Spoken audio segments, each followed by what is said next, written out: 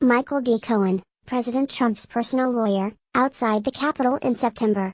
Jonathan Ernst/Reuters Washington, the FBI, raided the Rockefeller Center office and Park Avenue hotel room of President Trump's longtime personal lawyer, Michael D. Cohen, on Monday morning, seizing business records, emails and documents related to several topics, including a payment to a pornographic film actress. Mr. Trump, in an extraordinarily angry response, lashed out hours later at what a person briefed on the matter said was an investigation into possible bank fraud by Mr. Cohen. Mr. Trump accused his own Justice Department of perpetrating a witch hunt and asserted that the FBI broke into Mr. Cohen's office. The president, who spoke at the White House before meeting with senior military commanders about a potential missile strike on Syria, called the FBI raid a disgraceful situation and an attack on our country in a true sense.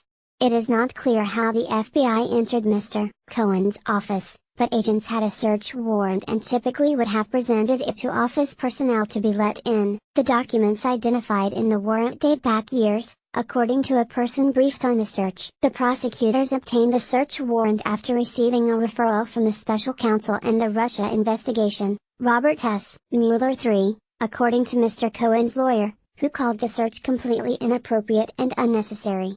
The search does not appear to be directly related to Mr. Mueller's investigation, but most likely resulted from information that he had uncovered and gave to prosecutors in New York. In his tirade against the FBI, Mr. Trump mused about the possibility that he might soon fire Mr. Mueller. Last June, the president vented internally about wanting to fire Mr. Mueller, but was talked out of it.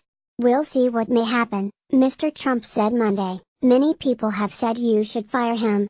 The president once again railed against Jeff Sessions, the Attorney General, for accusing himself in the Russia inquiry, and blasted the FBI for failing to investigate Hillary Clinton, where there are crimes.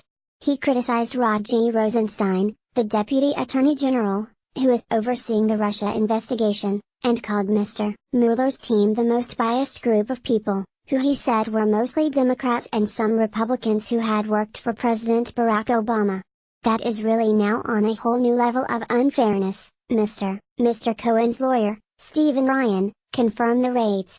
Today, the U.S. Attorney's Office for the Southern District of New York executed a series of search warrants and seized the privileged communications between my client, Michael Cohen, and his clients, Mr. Ryan said. "I have been advised by federal prosecutors that the New York action is, in part, a referral by the Office of Special Counsel, Robert Mueller."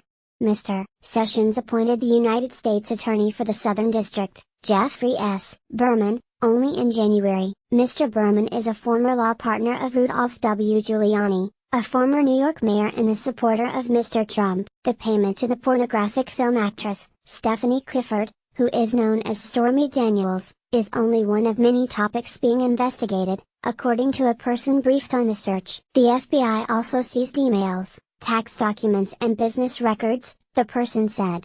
Agents raided space Mr. Cohen uses in the Rockefeller Center office of the law firm Squire Patton Boggs, as well as a room Mr. Cohen is staying in at the Loews Regency Hotel on Park Avenue while his apartment is under renovation, the person said. Read our February 2018 profile of Michael D. Cohen to obtain a search warrant. Prosecutors must convince a federal judge that agents are likely to discover evidence of criminal activity. The searches are a significant intrusion by prosecutors into the dealings of one of Mr. Trump's closest confidants, and they pose a dilemma for Mr. Trump. He has dismissed Mr. Mueller's investigation as a witch hunt, but these warrants were obtained by an unrelated group of prosecutors.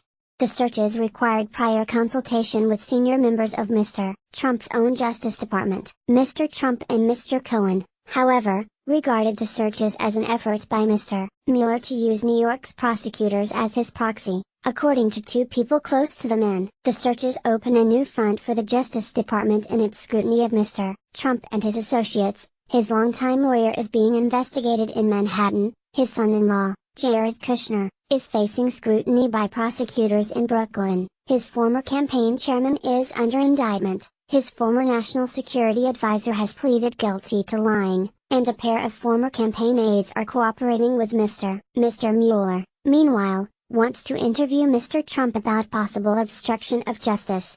It is not clear what Mr. Mueller saw that made him refer the matter to other prosecutors. But the searches show that Mr. Mueller does not believe that he has the authority to investigate all manner of allegations against everyone in Mr. Trump's orbit. That is significant because lawyers for Paul Manafort, a campaign chairman for Mr. Trump who was indicted on money laundering, tax and foreign lobbying charges, have challenged Mr. Mueller's mandate as overly broad. Mr. Cohen is a longtime lawyer and fixer who, in a decade at Mr. Trump's side, has served as a reliable attack dog against real or perceived threats to him. His activities have been scrutinized as part of Mr. Mueller's investigation into Russian interference in the 2016 presidential election. Mr. Cohen recently paid $130,000 to Ms. Clifford, who said she had a sexual encounter with Mr. Trump. Ms. Clifford has said she was paid before the 2016 election to buy her silence. She is challenging an undisclosure agreement she signed barring her from discussing the matter. The search is an aggressive move for the Justice Department, which normally relies on grand jury subpoenas to obtain records from people who are represented by lawyers and are cooperating with authorities. Search warrants are more often used in cases in which prosecutors do not trust people to preserve or turn over the records themselves. Justice Department rules require prosecutors to first consider less intrusive alternatives before seeking records from lawyers. The searches of Mr. Cohen's documents hark back to the pre-dawn FBI raid of Mr. Manafort's home. Those documents helped underpin Mr. Manafort's indictment last fall. Mr. Ryan said Mr. Cohen has cooperated with the authorities and turned over thousands of documents to congressional investigators looking into Russian election meddling. The seized records include communications between Mr. Trump and Mr. Cohen, which would most likely require a special team of agents to review because conversations between lawyers and clients are protected from scrutiny in most instances. Mueller's team did not initiate the search. If prosecutors in Manhattan uncover information related to Mr. Mueller's investigation, they can share that information with his team. A Long Island native, Mr. Cohen began his career as a personal injury lawyer and taxi fleet manager. He joined the Trump Organization in 2006. He attracted attention in the Russia investigation after emails shows that a business associate of Mr. Trump, Felix Sater, pitched Mr. Cohen on a lucrative real estate deal in Russia. The deal was supposed to be a Trump Tower in Moscow, and Mr. Sater boasted to Mr. Cohen that the tower would get Mr. Trump elected president. "Our boy can become president of the USA and we can engineer it," Mr. Sater wrote. "I will get all of Putin's team to buy in on this, I will manage this process." But the emails obtained by the New York Times show no response from Mr. Cohen, who told congressional investigators that he regarded Mr. Sater's talk as puffery.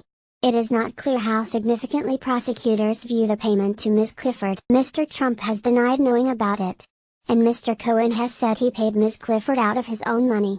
Asked last week why Mr. Cohen made the payment, Mr. Trump replied, "You'll have to ask Michael Cohen. Michael is my attorney, and you'll have to ask Michael Cohen."